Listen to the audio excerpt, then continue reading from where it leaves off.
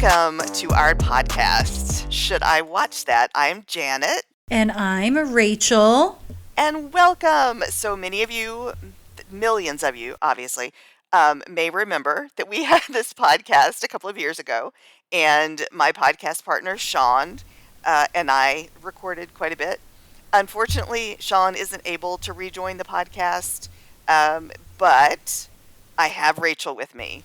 Rachel and Woo-hoo! whoop, whoop, we've known each other for a very long time, been friends forever.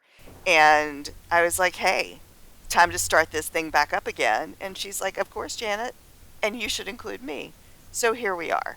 And welcome, Rachel. Woohoo! Yay! I'm really cool. Probably cooler than Sean. I've never met him or talked to him before.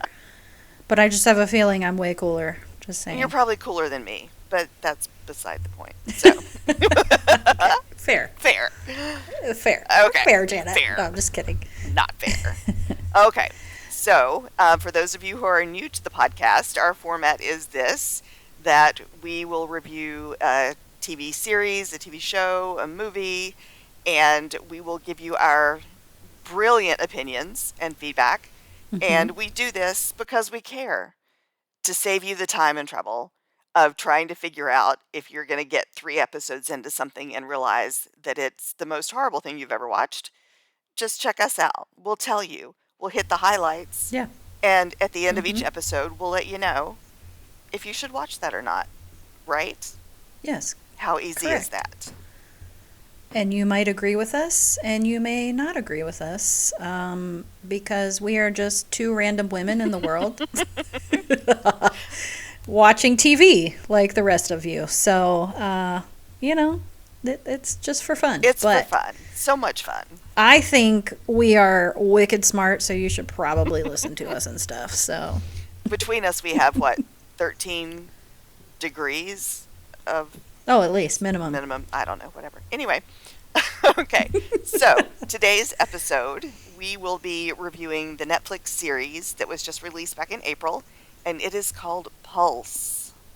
So Rachel, tell me a little bit about this masterpiece. Okay, so this is a medical drama. Okay. Drama. And it's set in a busy Miami Level 1 trauma center, according to Google. Of course. And it follows a third-year medical resident, okay, Dr. Danielle Danny Sims. And she is promoted to chief resident, and he was suspended. It's a whole thing with power dynamics and things like that. So it's kind of following their relationship, following medical stuff that's happening. And just to give everybody just a smidge of a background, in my day job, I literally work with medical residents, folks that are doctors that are training in their residency and fellowship programs. So I wanted to watch this show, and I told Janet, you like medical dramas, you need to watch this show. And then here we are. So I have to ask you, are all these medical residents that you work with as beautiful and well-spoken as the ones in this show? No, Okay. of course not. All right. I mean, but they are all very smart. Smart. I That's will good. say that. That's The good. doctors that I have worked with, I've been working in my field for 10 years, and they are all so ridiculously smart. It's insane. I mean, but you and I know what that's so- like. So we're Oh, yeah, of course. right. So anyway, I could have been a doctor, but just kidding. I just didn't really feel like doing all the I work. just didn't feel like it. I just wasn't in the mood when the time came around to No. make decisions about Exactly. my life. Absolutely.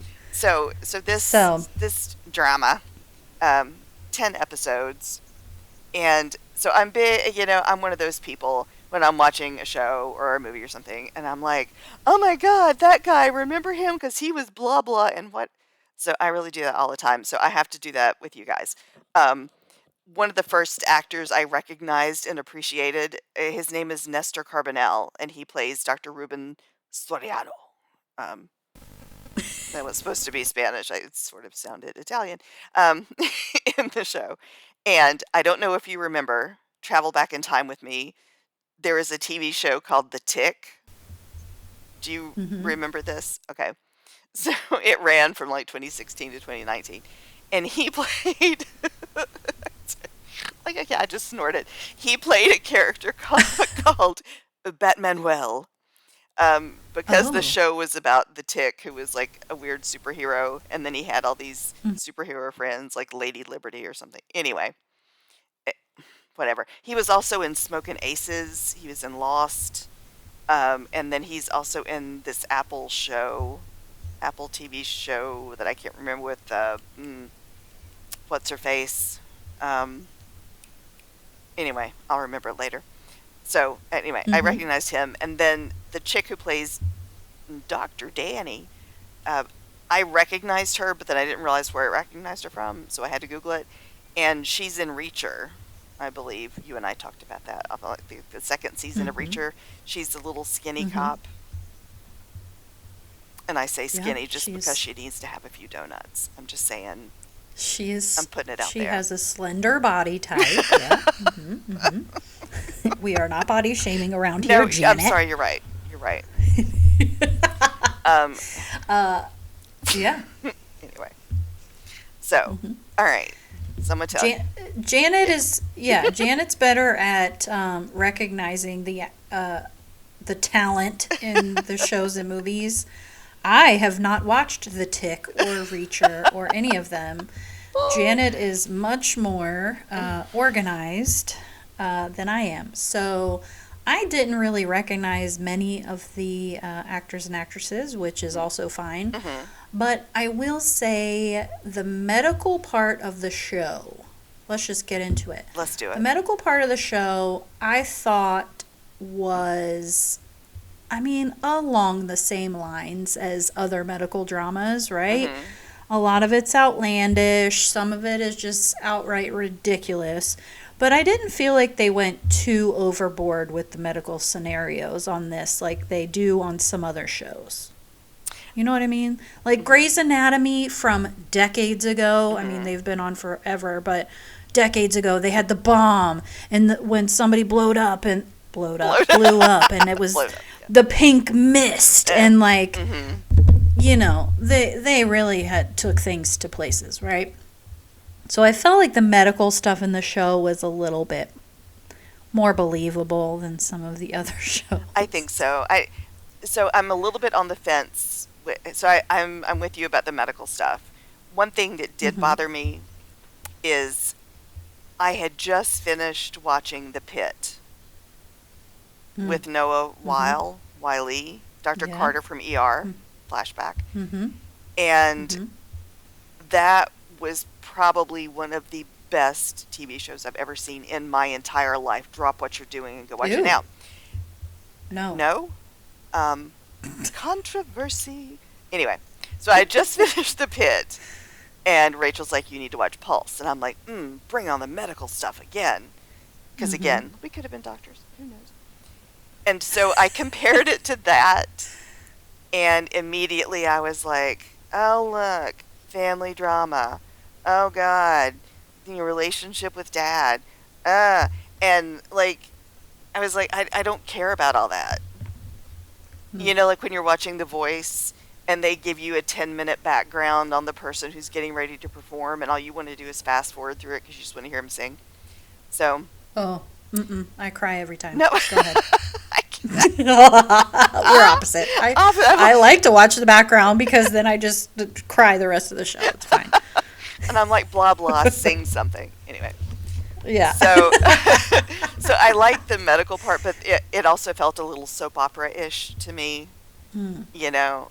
But it wasn't as bad as Mhm. Grey's Anatomy. I think that ran for like 25 years or something. So after a while, you've got to. It's still on, blow- isn't it? Oh God, Jesus. help us all! Like you've got to blow up something if it stays on the air that long. So And that was still decades ago. I was in college when that Decades. happened, I feel like. yes, I will say, so I get why you feel like it's soap opera-ish. And just, I guess this is a spoiler alert for anyone that wants to fast forward a bit. But spoiler, Dr. Danny Sims ends up in a romantic relationship with the man who is the chief resident that transferred in from another hospital.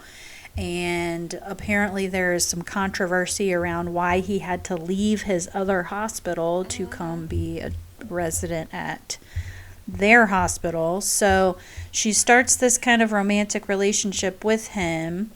And the part that I appreciated about the show, as a woman and as a feminist, and as just a person for general advocacy around workplace misconduct, I guess you could say, I thought that they did such a good job with kind of exploring the nuances of work relationships and the power dynamics between not only him as her superior at work, but also her like kind of pushing back on parts of their relationship and him kind of ignoring those things.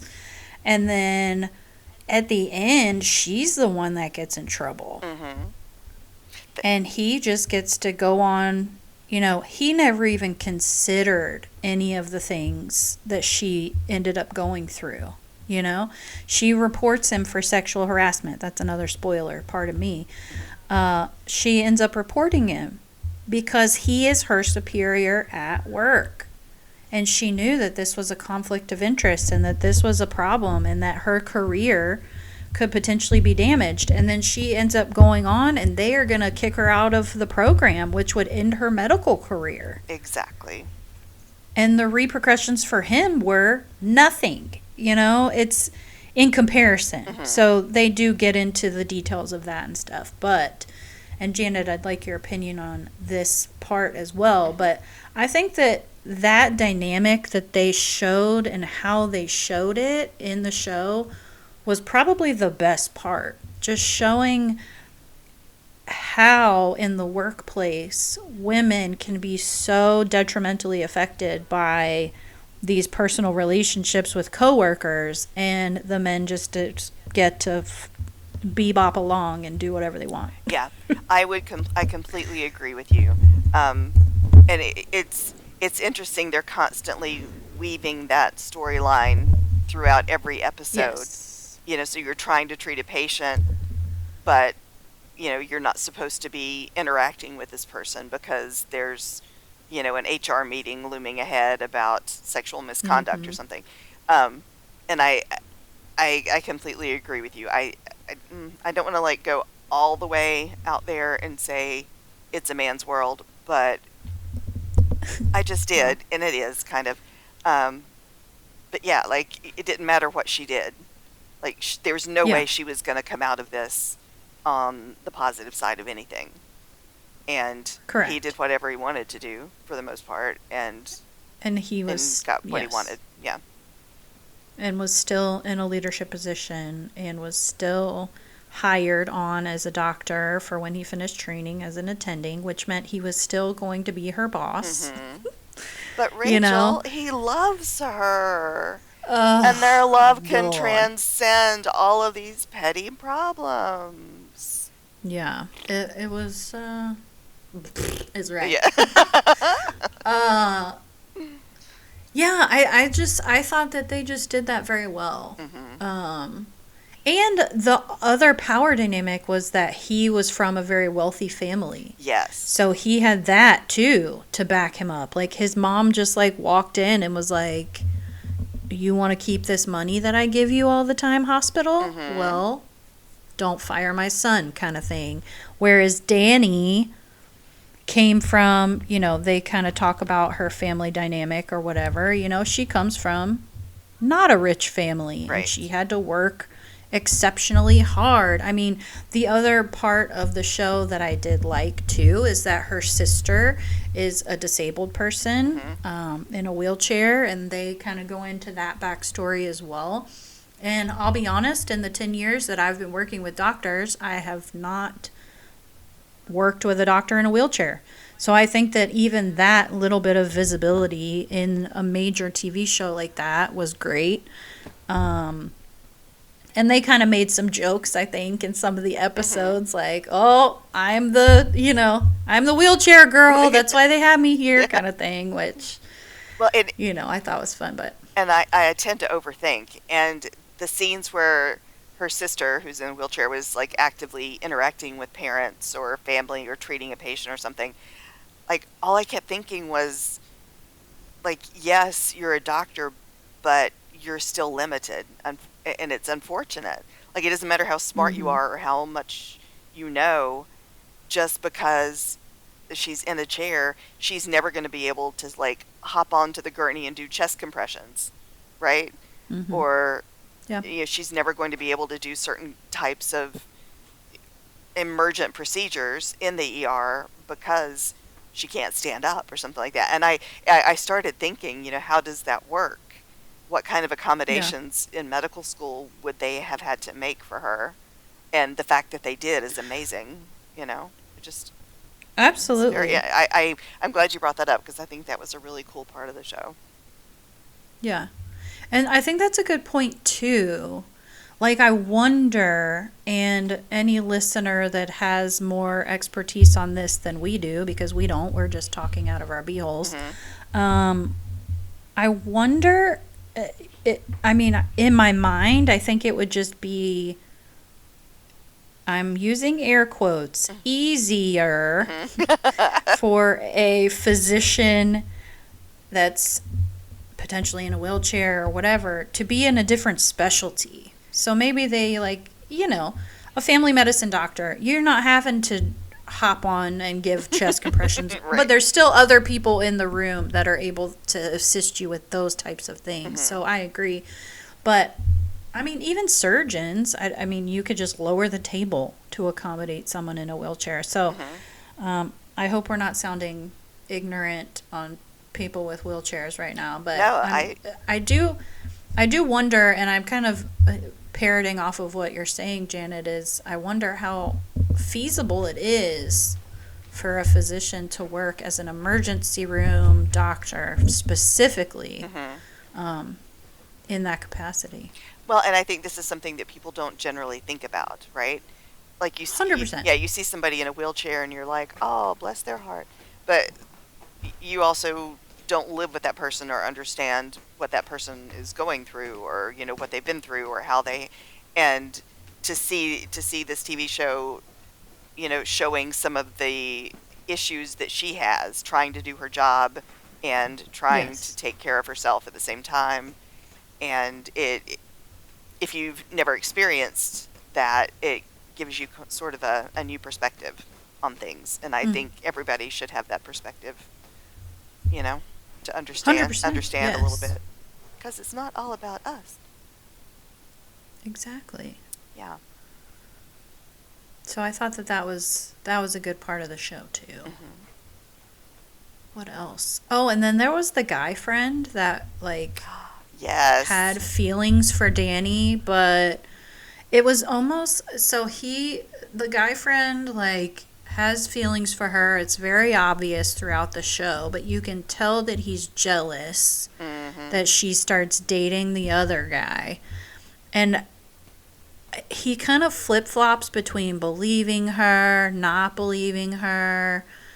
And in the end, he kind of realizes, oh, I was a real crappy friend. Because he put his romantic feelings ahead of being a good friend. I agree. Right? Yes. And I think that also speaks to dynamics between men and women in general. Because how many guys have you known that you just wanted to be friends with, and they kind of resented you a little bit because you didn't want to date them? And deep down, they're looking at you like, I just want to hit that, and you're like, not everything is about that person that I just get met. out of here. Right. Just because, and in the show, they've known each other for years, right? And he's still there. And it's like, he's like a little lovelorn puppy, kind of. I get the feeling. Like, just sort of waiting for his Exactly. chance to ask if he can hit that. Yeah. So.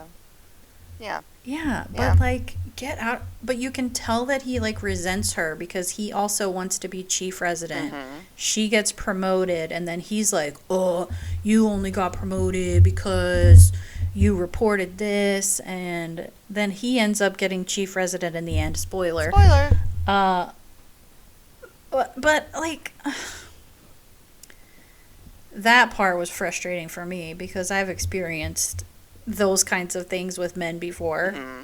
So I just, in general, I thought that the show did a good job of showing like different types of relationships, different dynamics. The medical stuff, yeah, sure, wasn't so bad, but I don't know. Overall, I liked the show better than I think Janet did, and Maybe. I'll just, I'll just say that I thought the pit was a little ridiculous, and Janet loved it. So I'm sorry.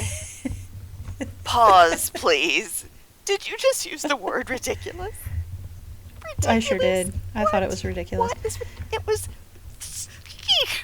much more realistic Mm-mm. than No, Pulse. it wasn't. Yes, it was. No. They- I thought the medical situation, we're not getting into the pit, but I Okay. just thought the medical situations in the pit were more ridiculous and outlandish than in the Pulse.